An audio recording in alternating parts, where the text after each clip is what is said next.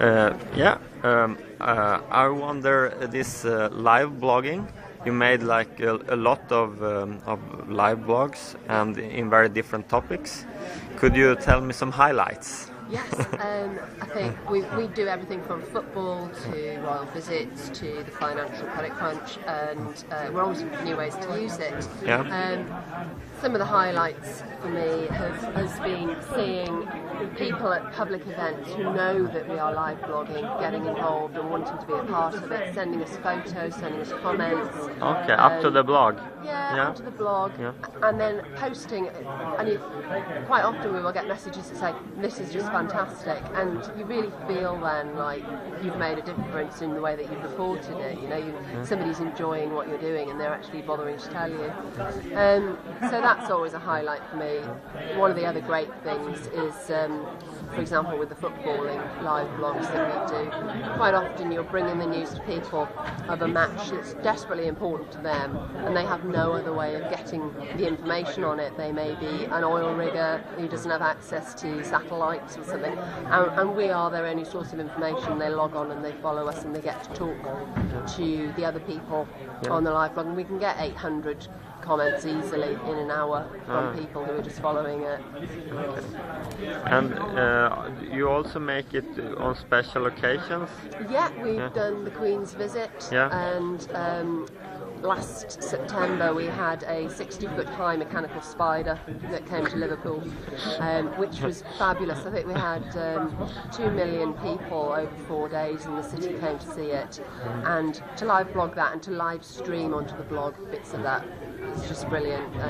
People really enjoyed it. You had streamed the pictures? We did streaming, and the long tail of it is enormous because it is still on the site now. People can replay it and relive these things whenever they want to. So the live blogging, even if it's events, it's continue to live? It's permanent on the site, Okay.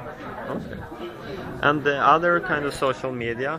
Yeah, we use anything and everything really. If it's out there, it's free and it's new, we'll have a go with it. If it works, we'll keep using it. Dippity we use a lot for timelines. That's a really great way of using links, video and photos to tell an emerging story that's running over a long period. So we use that. We use Quick and Bambuza all the time, and we also for live reporting. Which is successful. And I think people don't mind so much about the quality of the film that they're seeing either, because it's an instant report. They sacrifice quality for like instant information and being in that place with you. We use all kinds of polls, Facebook, all that sort of thing. And does all the reporters have cameras or some, or how? They all have N96s. And we're just rolling out the training in that now, so they can use it as tool? A complete tool. They can podcast on it, video, stream. They can even make a phone call. In Sweden, it's like a big thing now that tabloid is starting to put 3 pictures on Flickr each day. Mark told me you've been doing this since 2 years, and even doing a book now. We've got a Flickr group that's now got 400 members in it. It's hugely successful. There are about 20 pictures a day go up on it. And is it from the newspaper or from the users, or both? It's from users. It's purely user-generated content. Some of them are readers, some of them aren't. Some of them are people who've travelled to the city for a weekend, post pictures of them. But the thing is that it's incredibly high quality site. A lot of them are either semi-professional or aspiring professional photographers. So you see it as an opportunity to showcase their work with their peers. And we've just published a book of their work on there. And it was a year of their kind of take on the European Capital of Culture year that Liverpool has just ended. So there were all kinds of events, but it was also more than just things happening in the street. It's just photos that capture Liverpool life. Have you used them on the site or even in the printed editions? We publish Flickr pictures every Monday, and as a daily postcard every Friday. The daily postcard is a large photo that appears on the letters page, and on the web, on in the print product. Okay. And there's quite a lot of prestige attached to it, and the Flickr group, there's quite a lot of competition to get the daily postcard. But we also embed slideshows from Flickr on our online site. We do lots of galleries. We've just done a winter Flickr, with the snow on there. Why don't you put your own stuff on the Flickr account? We could do, and it's not about people taking it or anything. It's just it's really nice to have a space for people who aren't journalists to show off their stuff, and it's a bit. I would just feel like we were crashing their space. Okay, so it's for theirs. It's for them. It's not for you. Them, it's not for us. Okay. And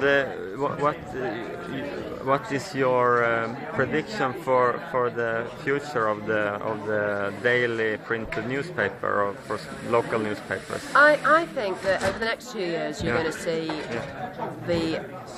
in the UK the regional newspaper market radically changing. Some of the smaller titles are going to disappear.